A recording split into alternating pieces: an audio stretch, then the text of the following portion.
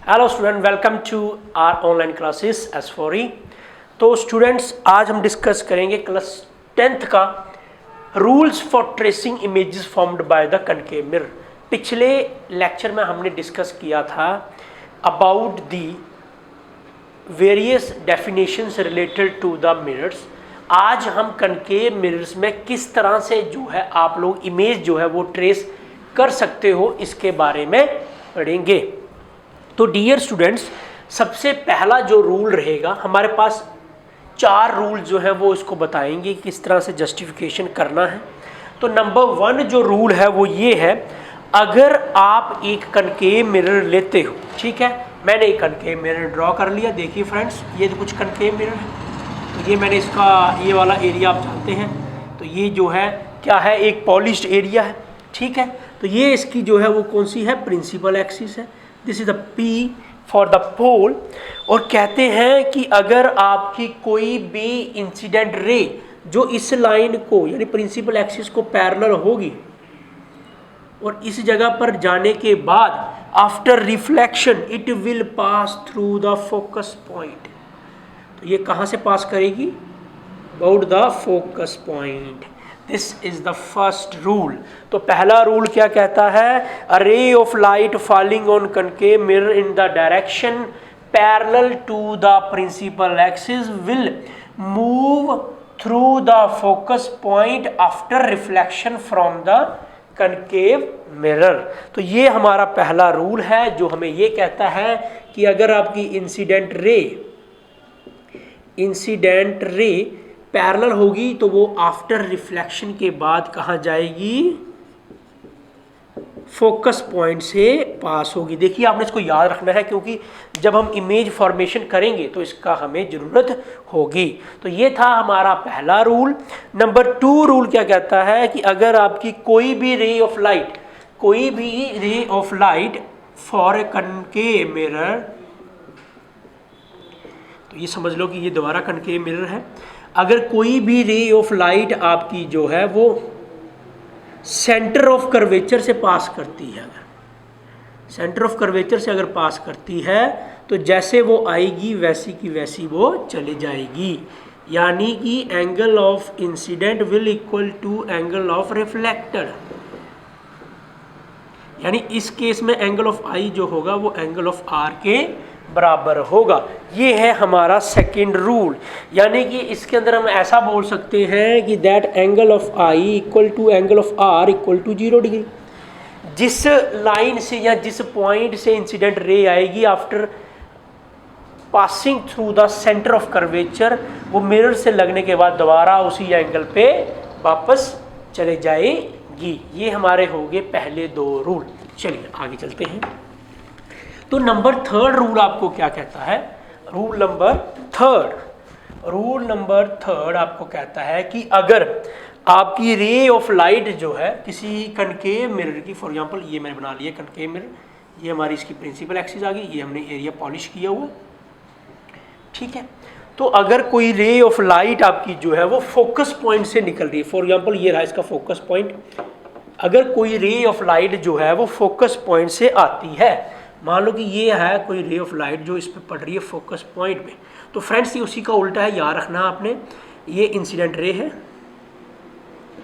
Incident ray अगर आपकी focus point से होते हुए मिरर में लगती है तो वो प्रिंसिपल एक्सिस के पैरेलल में हो जाएगी, रिफ्लेक्टेड रे, ठीक है। अगर ध्यान से समझिए मेरी बात को, दोबारा एक बार समझना आपने। यहाँ से हम थोड़ा सा इमेजिनरी ड्रॉ कर लेंगे, ये जहाँ मैच करेगी वहाँ पर सेंटर ऑफ कर्वेचर होगा कि इफ़ द इंसिडेंट रे जो है वो जाती है आपकी सीधे passing through the focus of the mirror becomes parallel to the principal axis of the concave mirror. तो ये वाला जो रूल है ये आपको कहता है। देखिए, हमने 3 रूल पढ़ लिए हैं, तीनों रूल को आपने समझना है ध्यान से, ठीक है। पहला रूल था कि अगर इसको पैरेलल जाती है तो फिर reflect from the focus, number 1। Number 2 rules, अगर कोई लाइट आपकी सेंटर ऑफ कर्वेचर से पास करती है तो वो उसी रे से वापस चले जाएगी। नंबर 3, अगर कोई रे ऑफ लाइट आपकी कनकेव मिरर के केस में फोकस पॉइंट से पास करती है तो वो पैरेलल हो जाएगी किसके, प्रिंसिपल एक्सिस के। बिल्कुल सही। चलिए फोर्थ वन रूल पढ़ेंगे, दैट इज योर फोर्थ, यानी कि ये आपका चौथा रूल जो कि लास्ट रूल है। फिर उसके बाद हम इमेज फॉर्मेशन के बारे में थोड़ा डिस्कस करेंगे। चौथा रूल है कि अगर एक लाइट जो है वो इंसिडेंट होती है आपकी ऑब्लिकली पोल के ऊपर पड़ती है, तो वो ऑब्लिकली ही जो है वो क्या कर जाएगी, रिफ्लेक्ट कर जाएगी, यानी वो प्रिंसिपल ऑफ रिफ्लेक्शन जो है वो फॉलो करेगी। देखिए कैसे, ये मान लो पोल है, अब ऑब्लिकली पड़ रही तो नेचुरल सी बात है ऐसे लाइट पड़ेगी। अगर इधर से पड़ेगी लाइट तो बिल्कुल आपको पता है अकॉर्डिंग टू लॉ ऑफ, तो ये बन जाएगी इंसिडेंट रे और ये बन जाएगी रिफ्लेक्टेड रे। तो इस केस में क्या होगा, आपका जो एंगल ऑफ इंसिडेंट होगा वही एंगल ऑफ रिफ्लेक्शन के बराबर होगा। यानी अगर कोई रे ऑफ लाइट आपकी इंसिडेंट पड़ती है किसी सम एंगल पर, उतने ही एंगल पर वो क्या कर देगी, आपकी रिफ्लेक्शन हो जाएगी। ठीक है, चलिए तो फ्रेंड्स ये हमने पढ़ लिए 4 रूल्स। नाउ अब हम पढ़ेंगे इमेज फॉर्मेशन। इमेज फॉर्मेशन में नंबर 1 केस नंबर पहला, देखिए इमेज फॉर्मेशन पढ़ रहे हैं तो when the object is as at infinity, when object is at infinity, यानी ऑब्जेक्ट आपका बहुत ही ज़्यादा दूर है। तो कहते हैं इस केस में आपने क्या करना होता है, इसमें ऑब्जेक्ट हम शो नहीं कर पाते हैं क्योंकि आपने पहले ही शो कर दिया कि ऑब्जेक्ट जो है वो कहाँ पर है, इन्फिनिटी पे है। इन्फिनिटी मतलब हमें पता नहीं है कहाँ पर है। तो फ्रेंड्स एक कनकेव मिरर बना लेंगे, यहाँ पर बना लिया, तो ये कुछ प्रिंसिपल एक्सिस के समहाउ बना लिया मैंने। ठीक है, तो ये हमारा कोई भी पॉइंट लगा लो, doesn't matter, I don't know. ठीक है, तो याद रखना ध्यान से मेरी बात को कि मैं क्या समझाने जा रहा हूँ, ताकि आप लोगों को जो है वो समझ लग जाए। तो पहले रूल के हिसाब से आपने एक रे ऑफ लाइट जो है वो सीधे पोल के ऊपर मारनी है। अभी रूल पढ़ा है हमने कि पोल के ऊपर लाइट पड़ेगी तो वो उसी एंगल पे वापस चली जाएगी। ये गई आपकी लाइट। लेकिन हमने तो इमेज बनानी है। इमेज बनाने के लिए कम से कम आपको 2 रे ऑफ लाइट चाहिए। तो एक रे ऑफ लाइट हम लोग क्या करेंगे, according to the second rule इसके ऊपर डालेंगे। इसके ऊपर डालेंगे यानी इन द सेंस आपने इसको यहाँ से डालना है कुछ ऐसे करके।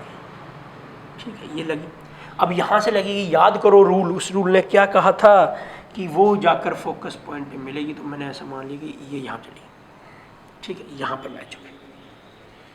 ठीक है, यहाँ पर मैच होगी। तो जहाँ ये मैच हुई है वो पॉइंट कौन सा होगा भाई, वो वाला पॉइंट आपका होगा आपका इमेज फॉर्मेशन वाला, that is your focus point. ठीक है, तो ये दूर है, हमें नहीं पता कहाँ से लाइट आ रही है, तो इसीलिए लोग इसे क्या कहते हैं कि इन्फिनिटी जो है वो लाइट है। अब याद रखना कि जब आपका ऑब्जेक्ट जो है इन्फिनिटी पे होगा, 2 रे ऑफ लाइट आएंगी, they will form the image. जो इमेज बनेगी वो कौन सी बन जाएगी, इन्वर्टेड इमेज बन जाएगी। और कहाँ होगी, प्रिंसिपल फोकस पर बनेगी। कहाँ बनेगी, प्रिंसिपल फोकस पर इमेज बनेगी। और इमेज कौन सी बनेगी भाई, असली इमेज बनेगी, यानी रियल एंड इन्वर्टेड, यानी उसकी डायरेक्शन पहले से उल्टी हो जाएगी। और ये कंडीशंस और है कि मच स्मॉलर बनेगी, मच स्मॉलर इन साइज। ठीक है, ये भी आपने ध्यान में रख लेना है। तो फ्रेंड्स ये हमारा पहला केस था जिसमें हमने ऑब्जेक्ट जो है वो कहाँ लिया है, हमने ऑब्जेक्ट लिया है इन्फिनिटी पे। ठीक है, चलिए नंबर 2 केस पढ़ेंगे। नंबर 2 केस में आपने क्या कर लेना है, अब आपने ऑब्जेक्ट जो है beyond the centre object, when the object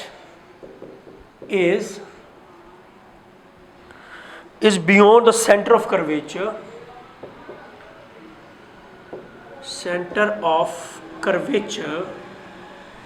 when curvature of concave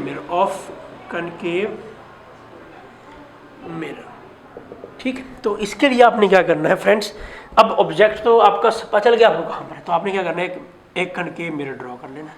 कर लिया मैंने, ये मैंने प्रिंसिपल एक्सिस दोबारा ड्रॉ कर ली ताकि मुझे समझ लग जाए। बियॉन्ड है इसके, तो मैं यहाँ लिखूँगा एक ऑब्जेक्ट, इसका नाम होगा ए और बी। ठीक है, अच्छा अब ए और बी बना लिया, तो इसके बाद हमने इसको थोड़ा सा पॉलिश कर दिया। ठीक है, रे ऑफ लाइट पैरेलल जाएगी एक, आप सबको पता है कि पैरेलल जाने के बाद कहाँ से पास करती है भाई, ये फोकस पॉइंट से पास करती है। ठीक है, मेरी बात सही है, अभी तक भगवान की दया से ठीक है। थोड़ा सा मैं इसको ना ऐसे ड्रॉ कर लेता हूँ, थोड़ा साफ बन जाए। तो थोड़ा ऐसे कर लेते हैं इसको, ये कुछ इस तरह से, ठीक है। ये हमारा आ गया फोकस पॉइंट, ठीक है। अब प्रॉब्लम की दूसरी रे कहाँ से पास करें, तो दूसरी रे आपने करनी है सेंटर ऑफ कर्वेचर से पास। सेंटर ऑफ कर्वेचर का रूल आपको याद होगा, हाँ याद है। चलिए ये आ गया सेंटर ऑफ कर्वेचर का रूल, ऐसे जाएगी और ऐसे ही लाइट वापस आ जाएगी। तो जहाँ ये दोनों मैच करेंगे वहाँ आपकी बन जाएगी इमेज, ये आपकी बन गई इमेज, ठीक है। ये भैया this what, this is image. And image यहाँ से लेके यहाँ तक इसको बोलते हैं वी, और ये ऑब्जेक्ट है तो इसको बोलेंगे यू, ठीक है।